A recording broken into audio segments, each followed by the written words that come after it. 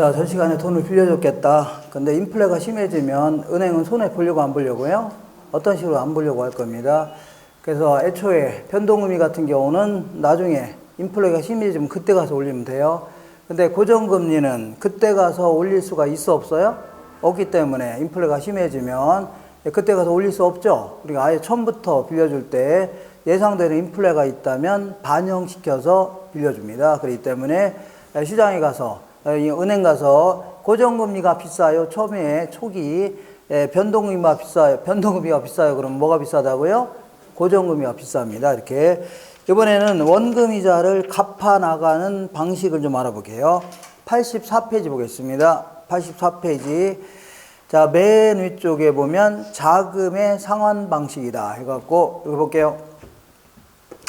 자, 자금에 돈을 빌려준 돈에 갚아 나가는 방식, 상환 방식을 얘기합니다. 상환 방식. 자, 예를 한번 들어볼게요. 예를 들어서 이렇게 해보겠습니다.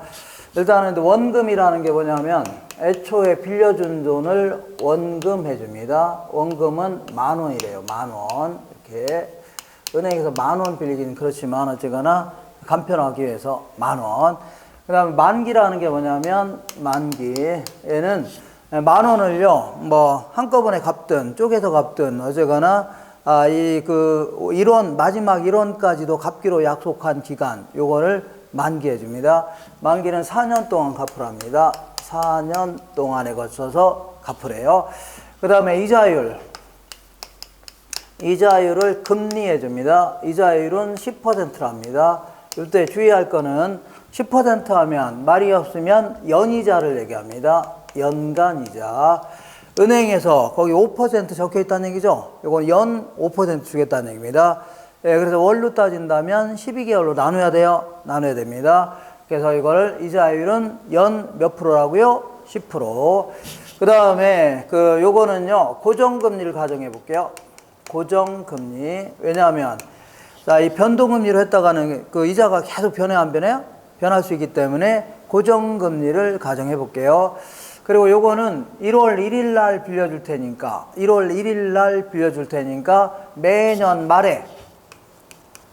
매년 말에요. 원금도 갚고 그 다음에 그 빌려줬으면 이자도 같이 내랍니다. 매년 말에 원금과 이자를 같이 지불하랍니다. 지불하래요. 이렇게. 자, 이렇게 해서 이 상환 방식에 대해서 좀 알아볼게요. 이렇게. 요거는 84페이지 볼게요. 84페이지에 맨 위쪽에 보니까 원금 균등 상환 방식이라고 있죠. 요거 있고 두 번째 줄에 찾으셨나요? 그리고 딱 중간 쪽 그 밑으로 한 6번째 줄에 보면 원리금 균등 상환 방식. 그리고 그 밑으로 쭉 내려가면 점증식 혹은요 체증식 상환 방식. 요 세 가지가 가장 중요한 내용입니다. 요거는 해마다 최소한 한 문제는 나오고 많게는 두 문제를 물어봅니다. 두 문제 물어보는데 하나는 계산 문제로 물어봅니다. 계산 문제. 그러니까 때로는 많이 나올 때는요 2개를 물어보기도 합니다. 2개. 자, 그러면 한번 볼게요. 그림을 통해서 알아보겠습니다. 그림을 통해서 이렇게 잘 보면은 금이 거져 있습니다. 이렇게 잘 보면 이렇게. 자, 요거는요 우리가 10,000원을 빌려줄 테니까 너 하면 그러네요. 원금을 매기 쪼개서 갚아라 가라. 요거를요 원금 균등상환 방식. 원금을 4년 동안 쪼개서 갚으랍니다. 자, 그 다음 두 번째는요 원금이자 합계액을요 원리금 해줍니다. 원금과 이자를 합쳐서 뭐예요? 원리금을 매기 똑같이 해서 갚아나가라. 이렇게 이걸요 원리금 균등상환 방식 해줍니다. 그러니까 우리가 1억을 빌려줄 테니까 또 매달 40만 원씩 갚으라는 얘기죠. 여기 이자도 포함해서 40만 원씩 갚으라 그 얘기입니다. 이걸요 원리금 균등상환 방식 해줍니다. 다시 할게요. 은행이 1억을 빌려주면서 매달 이자까지 포함해서 40만 원씩 갚으랍니다. 매달 이렇게 하는 거를요 원리금 균등상환 방식. 그 다음에 채라는 게 뭐냐면 점점이라는 뜻입니다. 점점 늘려나가는 식으로, 아니면 다른 말로요, 점증식 이런 표현 씁니다. 체증식 혹은요, 점증식. 똑같은 겁니다. 점점 늘려나가는 식으로 갚아나가라. 이렇게 하는 걸요, 점증식 혹은요, 체증식 해줍니다. 점증식 혹은요, 체증식. 이렇게. 자, 이제 보기 좋게 이렇게 볼게요. 보기 좋게. 자, 그러면 읽어볼게요. 10,000원을 빌려줄 테니까 그림만 그려볼게요. 이렇게 보겠습니다. 10,000원을 빌려줄 테니까 거기 보면 1년, 그 다음에 잘 보면 표시가 돼 있는데 잘 안 보이네요. 2년, 그 다음에요, 요거는요, 잘 보면 딱 있는데 요거는 3년, 요거는요, 요거는 4년. 이렇게. 자, 10,000원을 빌려줄 줄 테니까 4년 동안 원금을 똑같이 해서 나눠서 갚으라는 얘기죠. 원금을. 그러면 매년 말에 갚기로 했잖아요. 그러니까 4년으로 쪼개야 되겠네요. 나누기 4년 해주면. 자, 나누기 몇 년 하라고요? 4년 해주면 매년 갚을 원금액이 나옵니다. 매년 갚을 원금액. 자, 매년 똑같이 해서 이렇게 볼게요. 1년. 그 다음에 잘 보면 박스가 있는데, 자, 이 전통이 오래된 거라 이렇게 글이 잘 안 보이네요. 이렇게 3년. 얘는 뭐라고요? 4년. 이렇게. 자, 요것도 박스를 다 그려볼게요. 1년. 그 다음에요. 잘 보면 2년. 얘는요. 3년. 아이고, 답답해라. 4년. 이렇게. 빨리빨리 그냥 그래요? 이거 답답해라. 자, 그래서 이게 얼마씩이냐면 2,500원씩입니다. 10,000원 나오기 4하면 얼마라고요? 2,500원씩입니다.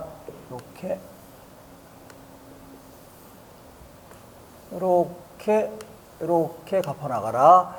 얼마씩 갚으라고요? 2,500원씩 갚으랍니다. 2,500원, 2,500원, 2,500원. 근데 원금만 갚으면, 원금만 받으면 은행은 뭐 먹고 삽니까? 은행의 주 업무가 뭐예요? 싼 이자로 빌려서 이자 받는 게 주 목적 아닙니까? 그래서 10% 이자를 받아야 되는데, 항상 이자는요, 원금 중에 남아있는 금액에 이자가 붙는 겁니다. 예를 들어 1억을 빌려주면서 9천만 원 갚았다. 그러면 얼마 남았어요? 1,000만 원 남았죠? 1,000만 원에서 이자가 붙는 겁니다. 알겠죠? 에이, 다 갚았으면 이자 줄 게 있어 없어요? 없는 겁니다. 그러니까 첫 해는 10,000원 중에 갚은 돈 있어 없어요? 없죠. 그러니까 1년 지났으니까 1년치 이자를 내야 되겠네요. 1년에 한 번씩 이자 받는다고 했죠. 그러니까 10,000원에 10% 하면 1,000원입니다. 1,000원. 1,000원에 이자가 딱 붙는 겁니다. 얼마 이자가 붙는다고요? 1,000원에 이자가 딱 붙는 겁니다. 이렇게. 자, 두 번째를 볼게요. 두 번째는 10,000원에서 얘 갚았어 안 갚았어요? 갚았죠? 그럼 7,500원 남았네요. 7,500원을 1년 지났죠? 1년 썼으니까 1년 이자 내야 되는 거죠? 그러니까 7,500원에 10% 하면 얼마예요? 750원의 이자가 딱 붙는 겁니다. 얼마 붙는다고요? 750원. 그 다음에 3년째는요, 10,000원에서 얘도 갚고 얘도 갚았죠? 갚았으니까 5,000원 남았네요. 5,000원에 대해서 1년 지났으니까 5,000원에 대한 이자 10%인 500원이 이자가 붙는 겁니다. 그리고요, 4년째는 250원. 이렇게 해서 갚아나가는 방식을요, 원금 균등사업 방식이다. 논리를 간단히 하기 위해서 이렇게 한 겁니다. 되셨죠? 이렇게. 자, 이렇게 해서, 어이구, 시원하다. 다 갚은 거 아닙니까? 이렇게 해서 갚아나가는 방식을요, 원금 균등사업 방식이다 해줍니다. 그리고 이제 원리금 균등은요, 이렇게 똑같이 해볼게요. 그림을 통해서. 이렇게 보겠습니다. 1년. 자, 그 다음에요, 2년. 그 다음에요, 3년, 4년인데, 얘는요, 지금은 이해가 안 될 겁니다. 안 되고, 10,000원을 빌려줄 테니까, 나중에 투자론에서도 공부할 거고, 금융론에서 공부할 건데, 아까 얘기한 대로, 은행이 그러는 겁니다. 1억을 빌려줄 테니까, 매달 40만원씩 이자 포함해서 갚으랍니다. 이 40만원에는 이자도 있어 없어요? 있죠. 이렇게 해서 다시 할게요. 10,000원을 1억을 빌려줄 테니까 매달 20년 동안 매달 40만원씩 갚으랍니다. 이자까지 포함해서 요때 요 40만 원 계산할 때는 나중에 저당상수라는 공식이 있습니다. 그냥 이렇게 하세요. 그냥 저당상수라는 공식이 있어요. 좀 약간 복잡한 공식이 있으니까 나중에 할 겁니다. 그러니까 여기서는 계산할 때 곱하기 여기다가 저당상수라는 거를 곱해주면 돼요. 저당상수. 그러면 얼마가 나오냐면 3,155원 나옵니다. 얼마 나온다고요? 3,155원. 이게 바로 매달 원금하고 포함해서 갚을 돈입니다. 이렇게 마세요. 이렇게 나중에 이런 공식이 있습니다. 이런 공식. 그래서 1년, 그 다음에 2년, 그 다음에 요거는요 3년, 얘는요 4년인데 4년. 자, 얘는요 요거랑 이거 합치면 얼마요? 3,500원이죠. 그러니까 3,155원은 얘보다는 작게 출발합니다. 얘보다는 작게. 3,155원이니까 얘보다는 작게 이렇게 출발해요. 요 정도로 할게요. 요 정도. 이게 얼마씩이라고요? 3,155원씩입니다.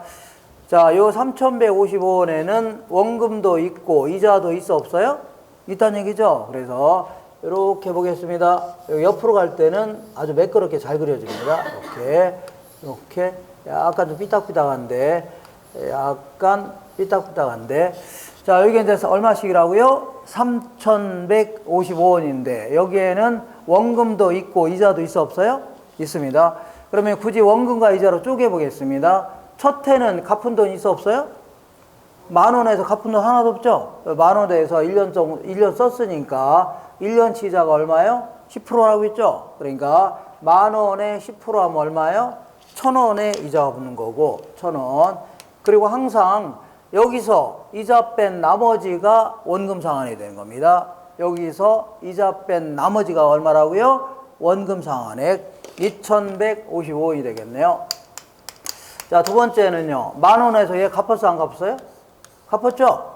그러면 7,845원 남았으니까 7,845원에 대한 10% 하면은요 785원의 이자가 붙습니다. 785원. 그리고 항상 여기서 이자 뺀 나머지 있죠? 여기가 바로 원금 상환액입니다. 2,370원. 2,370원. 자, 3년째는요. 10,000원에서 얘도 갚고 얘도 갚았죠? 갚았으니까 남은 금액에 대해 이자가 붙는 겁니다. 이자가 이렇게 점점 줄어들고 그 대신 원금 상환액은 점점 증가하는 겁니다.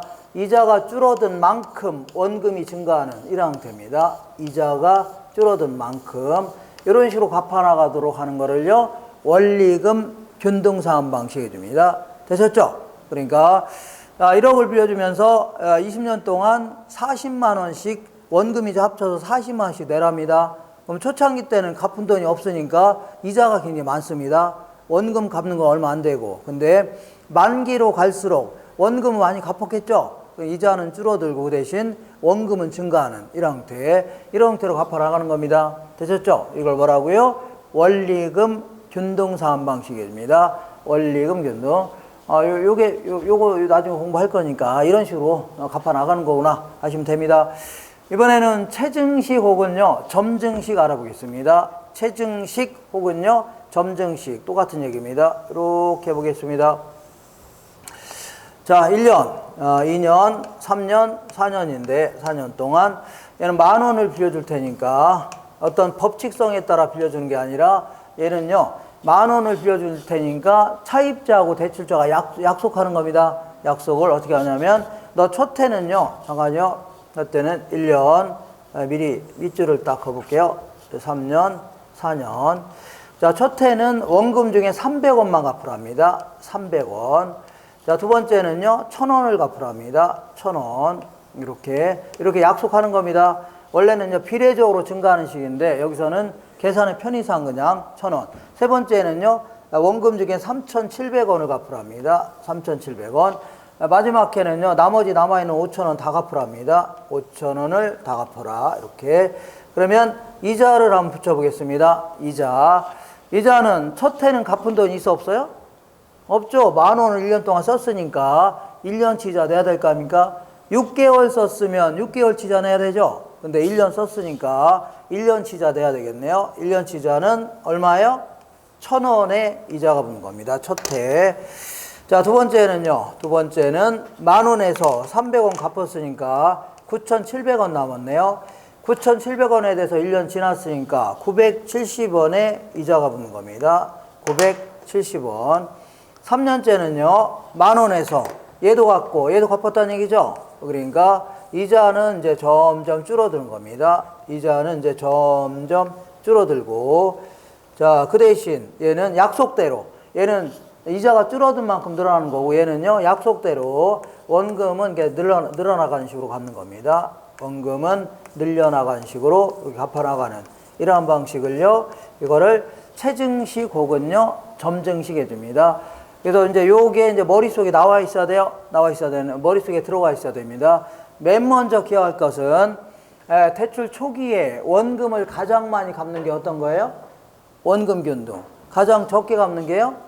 체증식. 그리고 얘는 항상 중간입니다. 중간. 그 다음에 원금하고 이자를 합쳐서 이걸 원리금 해줍니다. 원금하고 이자를 합쳐서 뭐예요? 원리금. 그래서 원리금도 마찬가지로 대출 초기에 가장 많이 갚는 게 어떤 거예요? 원금 균등. 얘는 가장 적게 갚는 게 체증식. 얘는요, 뭐든지 중간입니다. 뭐든지. 그래서 지금 만기가 20년인데 2년 있다가 조기 상환하려고 합니다. 조기에 상환하려고 해요. 그러면 남아있는, 아직 못 갚은 돈을 잔금해 줍니다. 못 갚은 돈을 뭐라고요? 잔금. 자, 그러면 네. 자, 만약에 만기가 20년인데 2년 있다가 조기 상환하려고 합니다. 일찌감치 갚으려고 할 때 남아있는 대출 잔액이 가장 많은 게 어떤 거예요? 네? 자, 이 셋 중에서, 자, 지금부터 만기가 20년인데 2년 있다가 조기에 갚으려고 합니다. 이때 남아있는 못 갚은 돈이 가장 많은 게 어떤 거예요? 체증식입니다. 왜냐하면 가장 적게 갚았으니까 남은 금액이 가장 많겠네요. 이런 거 물어봅니다. 그래서 1월 달에 이제 이 문제를 받아오면 그 기출문제가 있을 겁니다. 옆에 그거 계속 풀어볼 겁니다. 그래서 이런 게 이렇게 물어보네? 뭐 할만하네? 이렇게 나옵니다. 재밌네? 이렇게 나옵니다. 재밌네. 그리고 요거는 아무래도 체증식 같은 경우는 젊은 층에게 적합하다 해줍니다. 젊은 소득계층에게 적합하다. 젊은 소득계층에게 적합하다.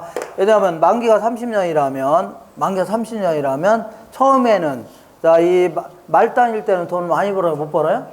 많이 못 버니까 말단일 때는 조금만 갚고 대리 달고 과장 달고 부장 달 때 많이 갚으라는 얘기죠. 이거 훨씬 낫겠네요. 그죠? 소득 수준에 따라 맞춰가면서 갚는 거니까 아무래도 젊은 층에게 적합하다 해줍니다. 근데 문제는 은행 입장에서는, 우리 입장에서는 좋을지 모르겠는데, 은행 입장에서는 얘는 처음에는 조금만 갚고 나중에 점점 많이 갚는 거죠.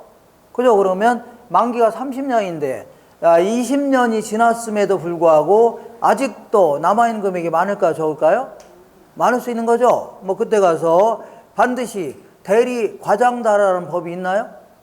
없죠. 담보가치가 폭락할 수 있죠. 그래서 그때 가서 회수를 못한다면 은행 입장에서는 크게 손해볼 수 있다는 얘기입니다. 자, 그래서 이 셋 중에서 자, 원금 회수 위험이 가장 크다 해줍니다. 원금 회수 위험이 가장 크다 해줍니다. 근데 요거 볼게요. 요거는 초창기부터 원금을 착착 갚아 안 갚아요? 갚죠. 그리고 처음에는 못 갚는 경우는 많지 않습니다. 그리고 담보가치가 뭐 폭락하는 경우도 많지 않겠죠. 최소한 대리 정도는 그냥 많이 달잖아요. 그러니까 초창기 때는 못 갚을 가능성이 별로 없죠. 그러니까 얘는 만기가 30년이 지났는데 30년인데 20년이 지났으면 그동안 갚은 돈이 많아요, 적어요? 많기 때문에 남은 금액이 얼마 돼야 안 돼요? 안 되죠. 그러니까 은행은 좀 뜯긴다 하더라도 크게 손해는 안 본다는 얘기입니다. 그래서 요 셋 중에서 얘가 원금 회수 위험이 가장 작다 해줍니다. 작다. 이런 거 물어봅니다. 그리고 얘는 뭐든지 중간입니다. 뭐든지 중간. 이렇게. 자, 그렇기 때문에 은행도 자기네들도 위험이 크면요, 그에 상응하는 높은 이자를 적용합니다. 알겠나요? 그래서 예를 들어 신용대출 해준다 하더라도 뭐 직업이 좀 탄탄하신 분들, 이런 분들이 뭐 공무원이라든가 아니면 그 공무원이라든가 학교 선생님들 같은 경우 있죠. 이런 분들이 은행 가서 한 300만 원만 빌려 왔습니다. 그러면 은행 직원이 뭐라고요? 에이, 왜 그러세요? 한 3천만 원 빌려드리겠습니다. 그리고 은행 이자도 굉장히 쌉니다. 이렇게 합니다. 그죠? 근데 직업이 좀 불안전하고 이런 사람들이 가면은 300만 원 빌리러 왔으면 뭐라고요? 꺼져 그럽니다. 신용이 좀 안 좋은 사람이 가서 빌리려고 하면 꺼져 그럽니다. 그리고 굳이 빌리겠다면 50만 원만 빌려드릴게요. 그 대신 이자율은 굉장히 높습니다. 이 나옵니다. 이런 식으로. 그러면 은행에서 안 빌려준다고 하니까 이 들어서 안 빌리겠다 해서 저축은행 가죠. 저축은행 가면 조금 더 많이 빌릴 수 있습니다. 그 대신 이자율은 높아야 낮아요? 높은 겁니다. 이렇게. 자, 그러니까 이 은행도 마찬가지로 자기네들도 위험이 커지면 그에 상응하는 높은 이자를 적용합니다. 되셨나요? 이렇게. 자, 그러니까 요 원금 균등 요거 같은 경우는 위험이 가장 크니까 이자율을 rate 해줍니다. 영어로 rate. 그래서 이자율이 가장 크다, 높다 해줍니다. 가장 크다. 그 다음에 요거는요, 위험이 가장 작기 때문에 이자율은 가장 작다 해줍니다. 작다. 요거는요, 뭐든지 중간입니다. 이자율도 중간. 이렇게 해서 이런 내용이 가장 핵심적인 내용들입니다. 가장 중요한 내용들이에요. 그래서 여기 이제 머릿속에 이제 들어와야 돼요. 되셨죠? 요거 가지고 요것만 알아도 됩니다. 요것만 알아도 웬만한 문제는 다 풀려요. 그리고 요거랑은 계산 문제도 해마다 물어봅니다. 해마다. 이거 물어봤다가, 이거 물어봤다가, 이거 물어봤다가, 이거 물어봤다. 이렇게 이제 해마다 물어봅니다. 그러니까 이런 내용을 더 공부하고 들어가는 거구나. 이해하시면 충분합니다. 되셨죠? 이렇게 해서 원금 이자를 갚아 나가는 방식들을 알아봤네요.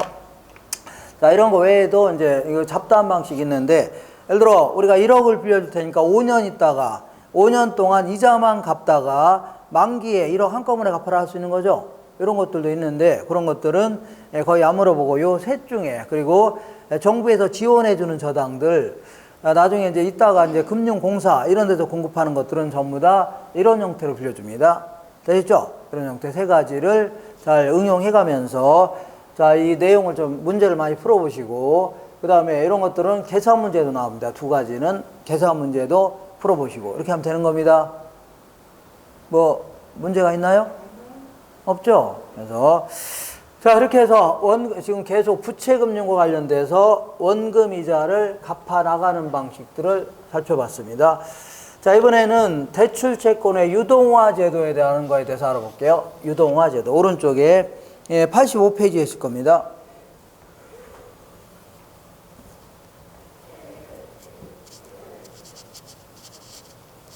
자, 유동화라는 표현 자체는 당장 현금화 시키겠다는 얘기입니다.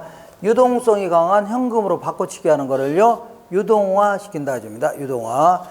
그래서 대출 채권의 유동화 제도, 아니면요, 저당권의 유동화 제도. 자, 이 저당의 유동화 제도 다 똑같은 얘기입니다. 표현 자체만 달리할 뿐이지.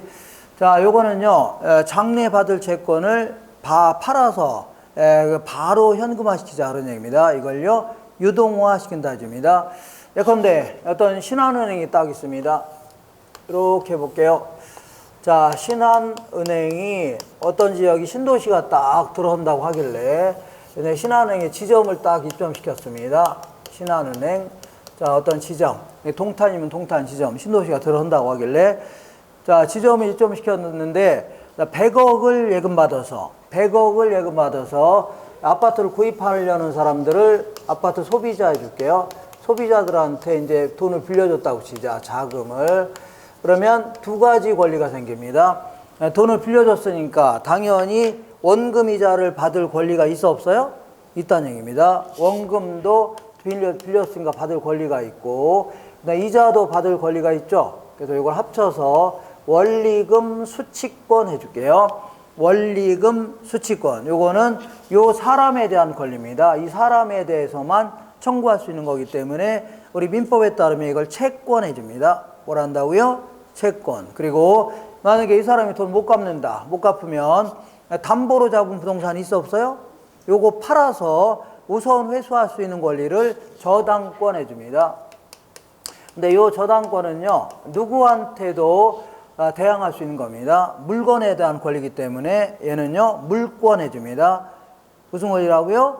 사람에 대한 권리를 채권, 물건에 대한 권리를요, 물권. 이거는 물건에 대한 권리이기 때문에 누구한테 대항할 수가 있는 겁니다. 이거를요, 물권 해줍니다. 이게 두 가지 권리가 딱 생기는데, 두 가지. 근데 이거를 100억을 예금받아서, 자, 100명한테 1억씩 빌려줬다고 치자. 100억을 예금받아서 2억씩 50명한테 빌려줬다고 치자. 그죠? 그러면 그다음부터 할 일이 별로 없어집니다. 왜냐하면 이따가 하겠지만 이따가 하긴 좀 그러네. 다음 주에 하겠지만 돈을 빌려주면 한 번 빌려주면 그 정부에서 발행하는 이거 보금자리론 같은 경우는 보금자리론 형태로 빌려줍니다. 만기가 최소 10년에서 50년짜리까지 있습니다. 그러니까 50년 동안 갚는 그 담보대출도 있어 없어요? 있다는 얘기입니다. 그죠? 그러면 40년 전에 빌려준 돈이 지금도 회수하고 있어 없어요? 그럴 수도 있다는 얘기입니다. 물론 요즘에 이제 생긴 50년짜리는 요즘에 생겼지만, 그러니까 무슨 얘기 하는 거냐면, 자, 100억을 찔끔찔끔 예금받아서, 이거를 50명한테 2억씩 빌려주고 나면 더 이상 은행이 할 일이 있어 없어요? 없다는 얘기입니다. 왜 그러냐면, 우리가 예금할 때 무슨 1억씩 예금하고 그런 사람 있어 없어요? 거의 없죠. 그냥 3만원, 5만원 예금할 거 아닙니까? 그러니까, 이 찔끔찔끔 예금받은 걸 한 방에 다 빌려주고 났더니, 은행은 할 일이 없는 거 아닙니까? 그죠? 돈 빌려주는 사람 계속 많아지고 하다 보니까 신도시 같은 경우는 5,000명, 10,000명이 와서 막 빌려달라고 하는 거 아닙니까? 이걸 집단 대출해 줍니다. 그러니까 돈이 있어 없어요? 없죠. 계속 예금액이 들어오면 모르는데 그렇지 않다는 얘기죠. 그리고 빌려준 돈을 계속 얼른 회수한다면 모르는데 40년, 50년에 걸쳐서 회수하는 거 아닙니까? 다시 할게요. 100억을 찔끔찔끔 예금받아서 한 방에 신도시가 들어서니까 한 방에 50명한테 빌려줬더니 더 이상 할 일이 있어 없어요? 없다는 얘기입니다. 이거를요, 유동성 위험해 줍니다. 현금이 똑 떨어지는 위험을 뭐라고요? 유동성 위험이라는 겁니다. 그러면 어떤 다른 방법이 없나? 자, 그래서 다른 방법은요, 이렇게 한국은행이 우리나라 중앙은행입니다. 중앙은행에서 돈을 빌려서 이걸 대출해 줄 수도 있습니다. 근데 한국은행이 갖고 있는 돈들은 거의 대부분 세금입니다. 세금. 그래서 세금 이제 국세라는 게 있고 지방세가 있는데, 국세는요, 언뜻 딱 듣는 순간 국가에서 징수하는 걸 얘기하는데, 국세는 딱 듣는 순간에 덩치가 큰 거 있죠. 법인세라든가 소득세, 부가가치세, 상속세, 증여세 이런 걸 얘기합니다. 종합부동산세, 이런 것들은 전부 다 세금입니다. 세금이 어디로 들어가요? 중앙은행인 한국은행에 들어가는 겁니다. 이게 바로 국가 전체의 세 수입이 되는 거고, 요거를 국회에서 예산을 편성해서 여러 가지 그 예산을 집행합니다.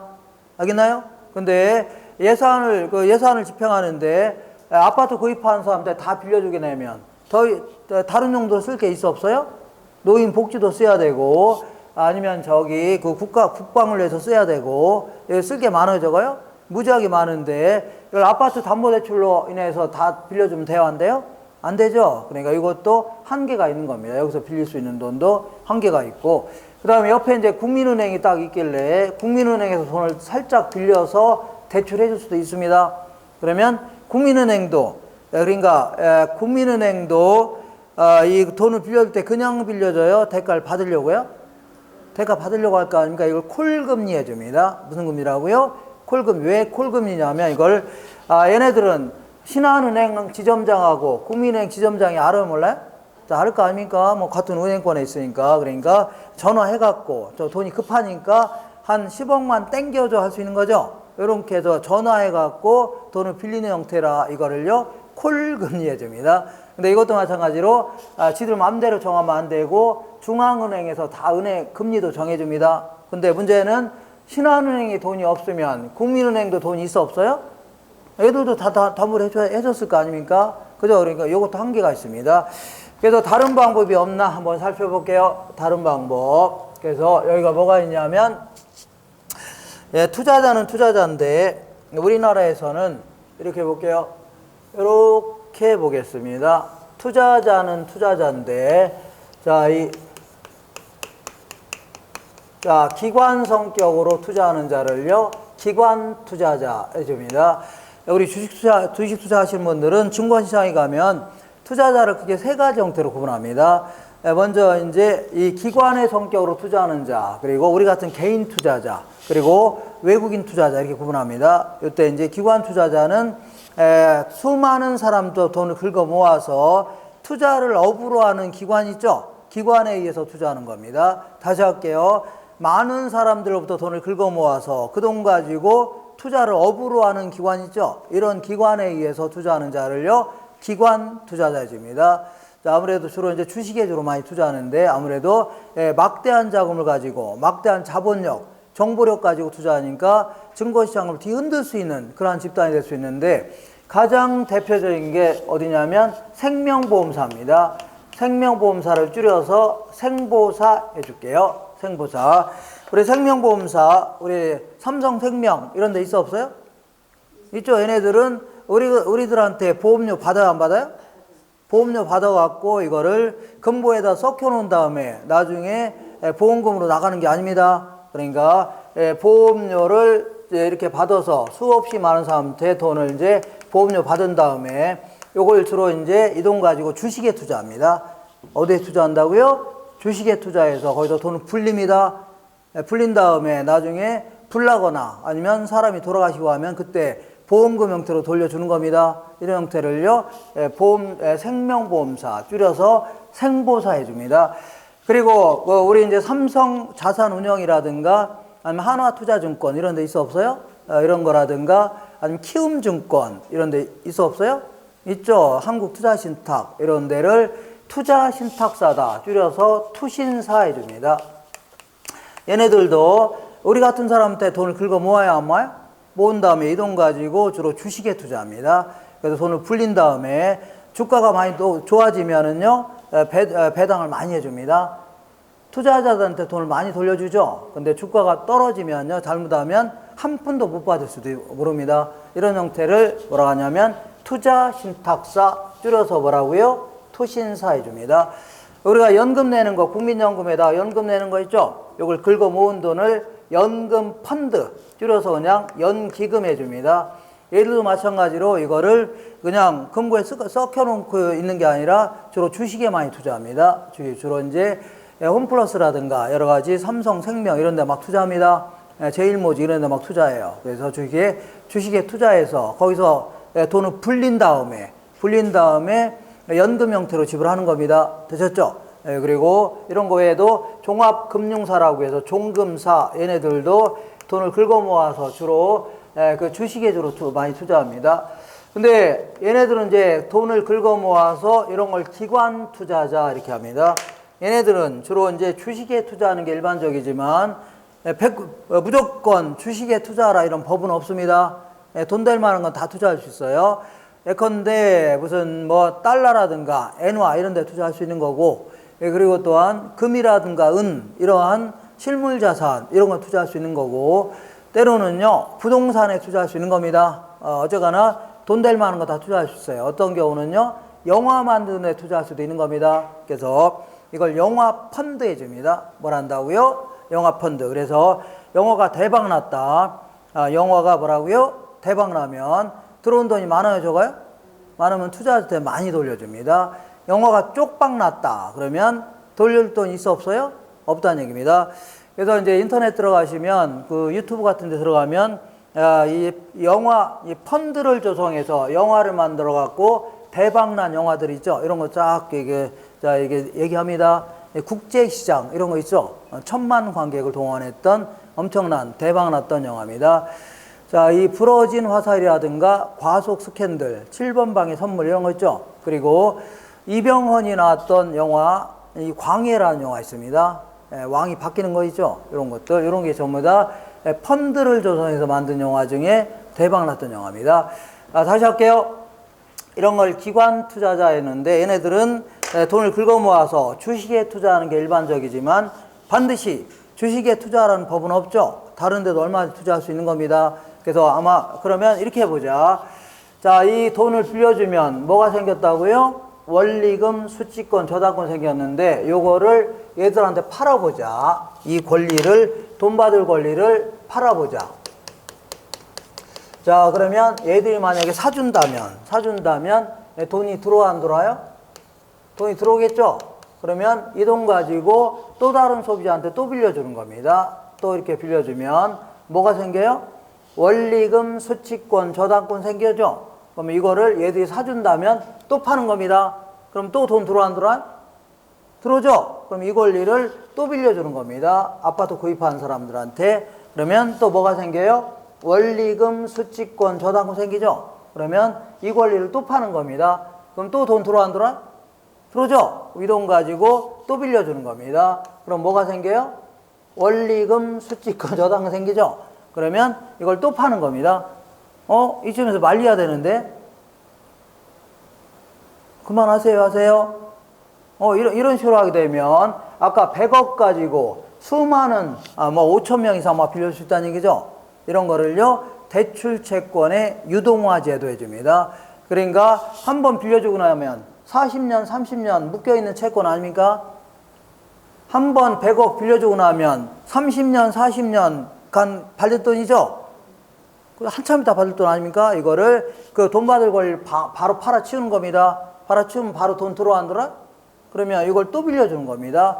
이런 식으로 하게 되면 아까 그 100억 가지고도 이 무지하게 많은 5천 명, 10,000명 이상의 돈을 빌릴 수 있다는 얘기입니다. 10,000명 이상의 이 소비자한테 돈 빌릴 수 있다는 얘기죠. 이런 걸요 대출 채권의 유동화 제도 해줍니다. 되셨나요? 이해가 잘 안 가세요? 자, 다시 해볼게요. 다시. 자, 아까 얘기한 대로 10,000원을 100억을 예금 받아서 아파트 구입하는 사람들 50명한테 2억씩 빌려주고 났더니 더 이상 할 일이 있어 없어요? 없죠. 신도시 예정지역은 5,000명, 10,000명이 서로 막 돈 빌려달라고 하는데 빌려줄 돈 있어 없어요? 없다는 얘기입니다. 그러면 이렇게 하는 겁니다. 자, 돈 빌려주고 나면 거기서 뭐가 생겨요? 원리금, 수취권, 저당권 생기죠? 이 권리를 얘들한테 파는 겁니다. 권리 팔아요. 물론 스스로 빼고 파는 겁니다. 그러면 돈 들어와 안 들어와? 들어오죠. 이걸 또 빌려주는 겁니다. 그럼 또 뭐가 생겨요? 원리금, 수취권, 저당권 생기죠? 이 권리를 또 파는 겁니다. 스스로 빼고 이자보다 더 세게 스스로 부르는 겁니다. 그러면 결국은 한정된 자원으로 무수히 많은 사람한테 돈 빌릴 수 있어 없어요? 있다는 얘기입니다. 이걸요 대출 채권의 유동화 제도 해줍니다. 무슨 권리라고요? 유동화 제도. 근데 문제는 얘들이 사줘야 되는데 안 사줬다는 얘기죠? 왜 안 사줬나 볼게요. 자, 어쨌거나 자, 이 1억짜리 아파트 구입한다고 하길래 1억짜리 구입한다고 하길래 최대 7천만 원을 빌려줬습니다. 그러면 7천만 원 받을 권리를 얘한테 다 팔아치웠다고 생각하시면 돼요. 자, 1억짜리 아파트 구입한다길래 7천만 원 빌려줬어, 안 빌렸어요? 빌려줬죠? 이 권리를 얘한테 다 팔아치운 겁니다. 그러면 얘가 이제 담보대출 해준 겁니다. 그리고 난 쏙 빠지겠다는 얘기입니다. 근데 문제는 내가 완전히 빠질 수 없는 게, 자, 얘랑 얘는 아는 사이, 모르는 사이예요? 모르는 사이인데 얘들이 여기 가서 돈 갚을 수는 없는 거죠. 나는 중간에 서서 들어온 돈만 전달만 해주겠다, 그런 논리입니다. 되셨죠? 그러면 얘가 원금이자 갚아 안 갚아요? 갚죠. 그러면 삥 뜯고 넘겨주면 되는 겁니다. 그냥 넘기면 돼요, 안 돼요? 에이, 은행이 어디 가서 손해보려고 해요, 안 해요? 안 하려고 이자보다 더 크다면 이 삥을 뜯으려고 할 겁니다. 삥 뜯고 넘겨주면 돼요. 되셨죠? 근데 문제는 얘는 단기 대출이에요, 장기 대출이에요? 장기 대출이기 때문에 30년, 40년, 50년 장기 대출이기 때문에 10년 후에 이 앞에 장래시장이 들어왔습니다. 이 앞에 뭐가 들어왔다고요? 장래시장 같은 게 들어오면 아파트 가치가 올라가요, 떨어져요? 떨어지고 거기다가 장래시장이 들어오는 바람에 재수 없어서 회사도 그만두게 된 거죠. 그래서 그러면 그만두게 되면 돈 갚을 능력이 돼야 한대요? 안 되니까 돈을 못 갚게 되면 은행은 가만히 있지 않아요? 가만히 있지 않고 이거를 그 법원에다가 대신 팔아달라고 요구합니다. 이걸 경매처분한다 해줍니다. 되셨죠?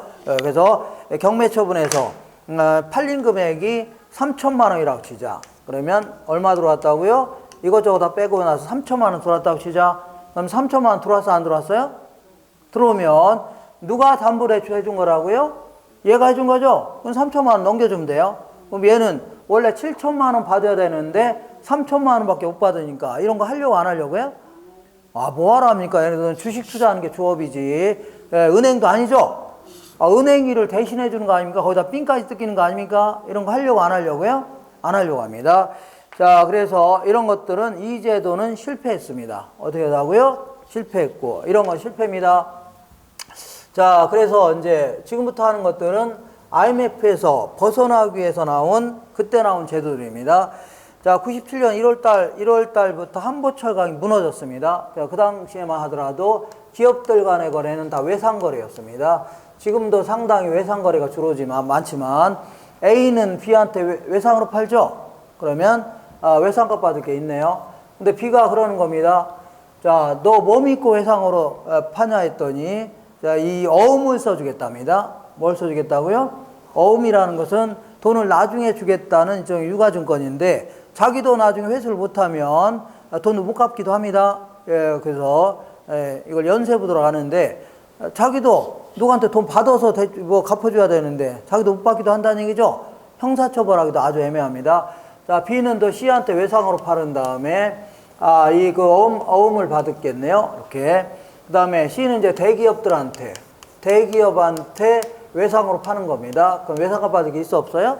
있다는 얘기죠. 근데 97년 1월 달부터 한보철강이 무너지면서 얘네들이 요걸 하청기업들이 하는 겁니다. 요걸 대기업. 그러니까 대기업이 무너지니까 줄 돈이 있어 없어요? 없죠. 그리고 얘도 회수를 못하니까 줄 돈 있어 없어요? 없고, 얘도 회수를 못하니까 줄 돈 있어 없어요? 없다. 이런 걸 연쇄부도해 줍니다. 뭐라 한다고요? 연쇄부도. 그 이후로 혜태라든가 진도, 진로, 뉴코아, 한신, 공영, 쌍방울 이런 데 있죠? 전부 다 이제 망한 겁니다. 거기다 기아자동차까지 무너졌는데, 기아자동차 같은 경우는 자, 이 하청업체가 거의 5,000개가 넘어갔습니다. 줄줄이 부도나고, 그 다음에 그 돈 못 갚고 하니까 어떤 사람은 자살하고 이런 경우도 있었습니다. 어떤 이 양심 있는 뭐 기업 같은 경우는 막 자살도 하고 말했습니다. 알겠나요? 예, 무지막지한 불황에 빠진 겁니다. 그러니까 기업들은 물건이 안 팔리니까 또 막 생산도 안 하려고 하고, 생산도 안 하려고 하니까 그 고용도 막 줄이려고 하죠. 실업난은 엄청났고, 주가는요, 기업이 운영이 안 되니까 주가는 400선이 무너졌고, 그 다음에 소득도 줄어들고, 소비도 줄어든다는 얘기죠. 국가 전체가 엄청난 불황사태에 접어든 겁니다. 되셨죠? 그래서 안 되겠다. 정부에서 자, 이 97년 11월 달에 이제 IMF로부터 돈도 빌려오고, 굴욕적으로. 그래서 은행 돈도 갚아주고, 그리고 이 자체적으로 해결할 수 있는 길을 한번 열어본 겁니다. 그래서 이 당시에 이제 주택 경기가 최악이었습니다. 주택 경기. 그러니까 그 물건이 안 팔리니까, 아파트가 안 팔리니까 이 건설업자는 거래가 안 되니까 아파트 가격은 뚝뚝 떨어지는 거죠. 그리고 거래가 안 되니까 건설업자들은 아파트 지으려고 안 지으려고 해요? 안 지으려고 하니까 건설업자들도 손가락 빨고 있었고, 그 다음에 건설업을 구성하고 있는 수없이 많은 하청업체 있죠? 전부 다 손가락 빨고 있는 거 아닙니까? 그래서 안 되겠다. 이 주택 경기를 한번 살려보겠다. 뭘 살리겠다고요? 주택 경기만 살아난다면 일반 경제가 좋아질 거라는 얘기죠. 그렇게 해서 99년도에 코모코라는 회사를 설립했는데, 지금은요, 금융공사로 명칭이 바뀌었습니다. 주택금융공사로 명칭이 바뀌었어요. 그래서 니네들 우리한테 원리금 수취권과 저당권을 팔아라. 원리금 수취권과 저당권을 팔아라. 그러면 우리가 웬만하면 사주겠다. 그러면 이 돈 가지고 또 다른 소비자한테 돈 빌릴 수 있어 없어요? 있죠. 그러면 또 원리금 수취권 저당권 생겨 안 생겨요? 생기면 얘들이 사준다고 했으니까 팔면 되는 거죠. 팔면 또 돈 들어와 안 들어와요? 들어오니까 또 다른 소비자한테 또 빌려줄 수 있는 겁니다. 또 빌려주니까 또 뭐가 생겨요? 원리금 수취권 저당권 생기죠. 이 권리를 또 파는 겁니다. 또 돈 들어죠. 또 빌려줄 수 있겠네요. 이렇게 한다면 신한은행 같은 경우는 대출 자원을 무지하게 많이 확보할 수 있어 없어요? 있죠. 그러면 우리 입장에서는 돈 빌리기가 수월해요, 안 수월해? 수월할 거 아닙니까? 그러다 보니까 아파트 살 사람 많아져, 적어져요? 많아지니까 당연히 건설업자는 신났어요, 안 신났어요? 신화점 아파트 짓기 시작하네요. 이렇게 해서 주택 경기가 막 살아나기 시작했던 겁니다. 그래서 2001년도, 2000년서부터 막 자고 일어나면 아파트 가격이 막 올라가기 시작했던 겁니다. 그 당시에는 하루에 중개업소가 하루에 막 그 계약을 10건씩 하고 말했습니다. 어떤 데는 그 근처에. 그래서 막 대박난 사람 무지 많았습니다. 하루에 계약하려고 막 줄 서 있다는 얘기 10명씩. 그죠? 그런 경우도 있었습니다. 그 정도로 아주 호황일 때가 있었습니다. 이렇게. 지금은 약간 좀 처져 있지만, 좋을 때도 있습니다. 되겠나요? 이렇게. 근데 문제는 이 얘네들도 돈이 있어야 이걸 사주는 거 아닙니까?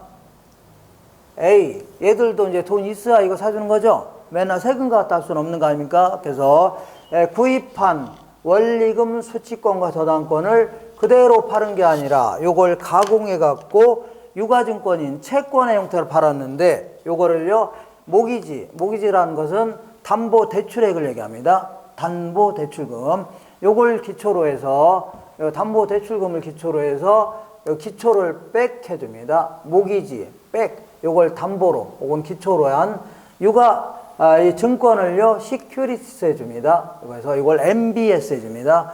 이걸 저당 담보증권이다. 뭐라 한다고요? 저당 담보증권. 그러니까 다시 할게요.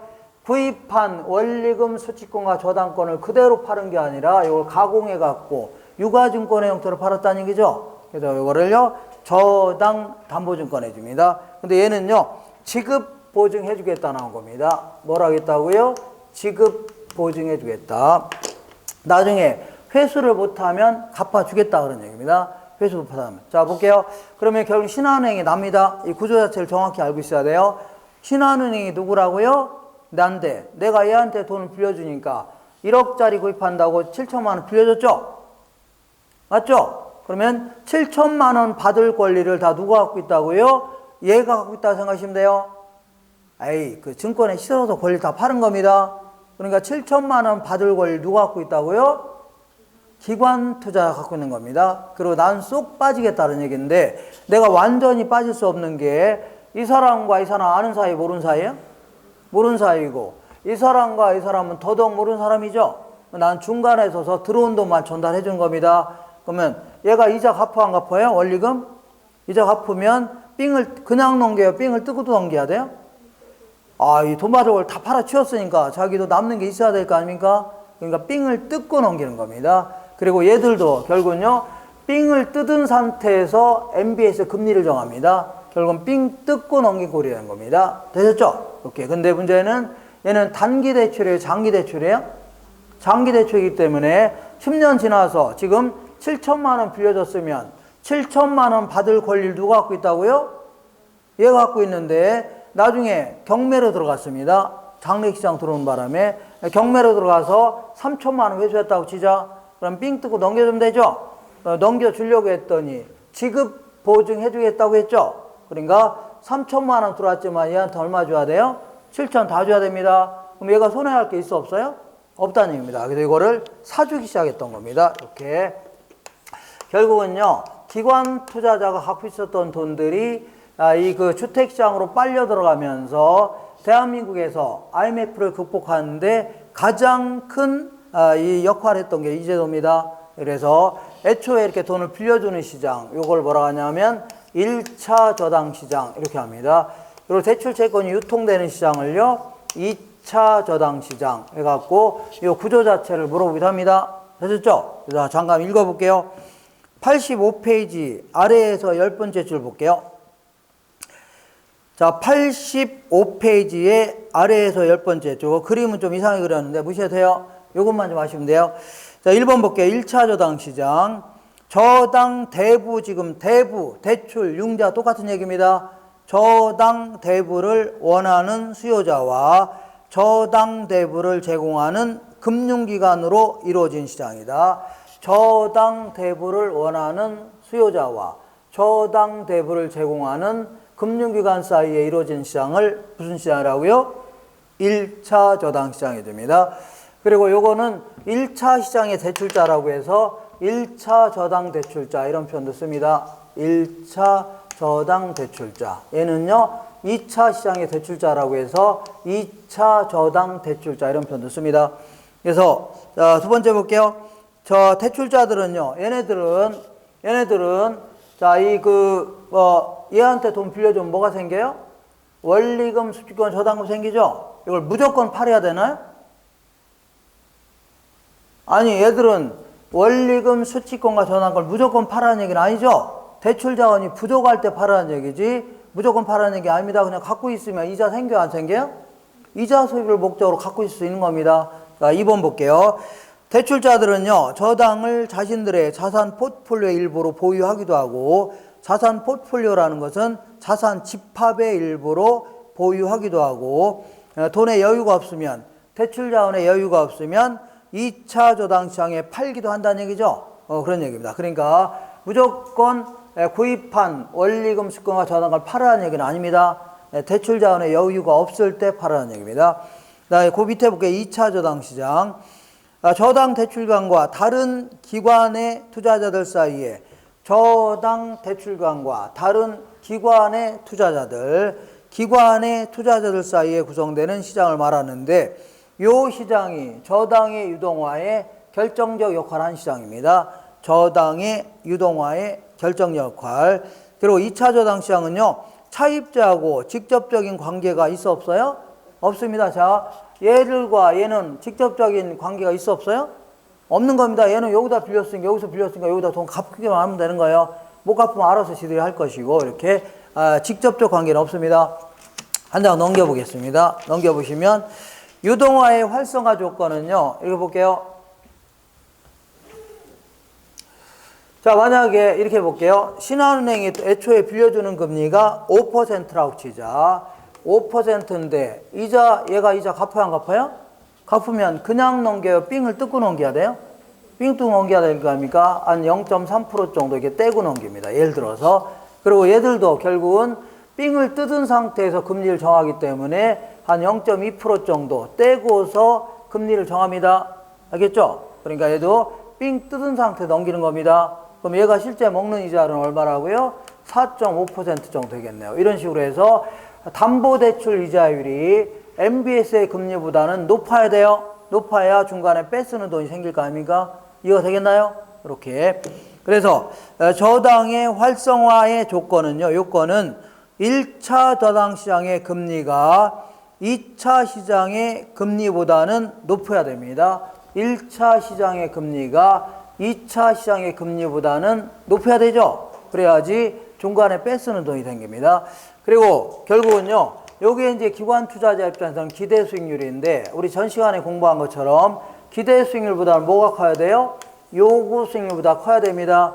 그 정도 위험에 상응하는 수익률 있죠? 요거보다는 커야 돼요. 아까 해서 안 했어요? 기대 수익률이 뭐보다 커야 돼요? 요구 수익률보다 커야 됩니다. 근데 요구 수익률은 전 시간에 공부한 것처럼 시장에서의 위험 수준에 따라 결정되는 겁니다. 되셨죠? 시장 전체의 위험 수준. 근데 얘는 자, 금융공사가 정부 투자기관 아닙니까? 정부 투자기관에서 지급 보증해 준다니까 위험이 커요, 작아요? 거의 없다고 보시면 돼요. 위험이 전혀 없을 때의 수익률은 국공채 이자율 정도밖에 안 됩니다. 그죠? 그러니까 위험이 굉장히 많을 때의 요구 수익률은 그때의 수익률은 예를 들어 2% 정도밖에 안 됩니다. 1%라든가. 아까 요구 수익률은 전 시간 했는데 위험이 시장 전체의 위험이 커지면 요구하는 수익은 높아져 낮아져요? 높아집니다. 내려가면요 낮아집니다. 좀 어렵네요. 이렇게. 그러니까 지금은 약간 어렵다 하더라도 그냥 저런 얘기구나. 대충 아시면 돼요. 그리고 지금은요 정확히 뭘 알겠다 이런 것보다는 대충 저런 얘기네. 이게 중요합니다. 큰 흐름을 갖추는 게 중요하지. 정확히 뭘 알려고 하지 마세요. 차근차근 저랑 같이 해나가야 되지. 한꺼번에 하려면 너무 힘듭니다. 그러니까 위험이 굉장히 작기 때문에 위험의 작은 거에 대해서 요구하는 수익률은 굉장히 낮을 수밖에 없습니다. 그러니까 아주 낮은 위험을 부담하면서도 큰 수익을 얻을 수 있다는 얘기죠. 상당히 매력 있는 상품입니다. 그러니까 이것만 사주기 시작했던 겁니다. 그래서 86페이지 위에서 네 번째 줄에 동그라미 2번 볼게요. 저당 수익률이 투자자의 요구 수익률을 만족시켜 줄 수 있어야 됩니다. 저당 수익률 혹은요 무슨 이 기대 수익률이 요구 수익률을 만족시켜 줄 수 있어야 되죠. 그래야지 살려고 할 겁니다. 됐죠? 그래야지 이렇게 하니까 막 사주는 거 아닙니까? 그래서 자, 어렵게 생각하지 마시고 다시 한번 해볼게요. 다시 한번. 자, 얘가 돈을 100억을 예금 받아서 100명한테 빌려줬더니 할 일이 있어 없어요? 없죠. 신도시 같은 경우는 5,000명이 와서 빌려달라고 하는데 돈이 똑 떨어진다는 얘기죠. 그래서 이 돈 받을 걸 얘한테 파는 겁니다. 그럼 또 돈 들어와 안 들어와? 들어오죠. 그럼 요걸 또 빌려주는 겁니다. 그럼 또 뭐가 생겨요? 원리금 수익권이라는 돈 받을 권리가 생기죠. 또 파는 겁니다. 또 돈 들어오죠. 또 빌려주는 겁니다. 이렇게 하는 걸요, 대출 채권의 유동화 제도다 해줍니다. 한 번 빌려준 돈은 뭐 장기간에 붙여서 회수하는 거니까 이걸 팔아치우면 당장 현금화 시킬 수 있죠. 이렇게 하자는 얘기입니다. 얘네들도 돈이 있어야 사주는 거 아닙니까? 그래서 구입한 원리금 수취권 저당권을 바로 팔아치우는 게 아니라 가공해 갖고 유가증권인 채권의 형태로 발행하는 겁니다. 됐죠? 그렇게 하면 이건 지급보증 해준다고 하니까 얘들은 이거 살려고 안 살려고요? 살려고 했다는 얘기입니다. 그럼 바로 또 돈 들어오겠네요.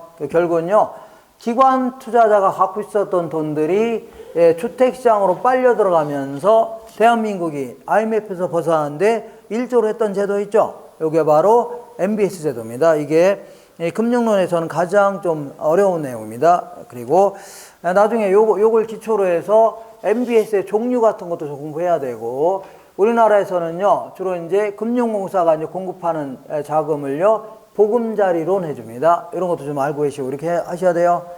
구조 자체도 알고 계시고. 자, 요거는 지금부터 했다가는 다음 주부터 안 나오십니다. 안 나오시니까, 그 다음에 해도 돼요? 되셨죠? 이렇게 해서 금융론 중에 부채 금융과 관련된 얘기들을 쭉 알아봤습니다. 자, 요거 좀 약간 좀 어려우니까, 뭐 어려우면 그냥 넘기세요. 아, 이런 것들도 공부해야 되는구나 하시면 돼요. 그래서 다음 주에 여러 가지 프로젝트 파이낸싱이라든가 부동산 투자 회사 제도 이런 거 있죠. 이런 것들도 공부 좀 할 겁니다.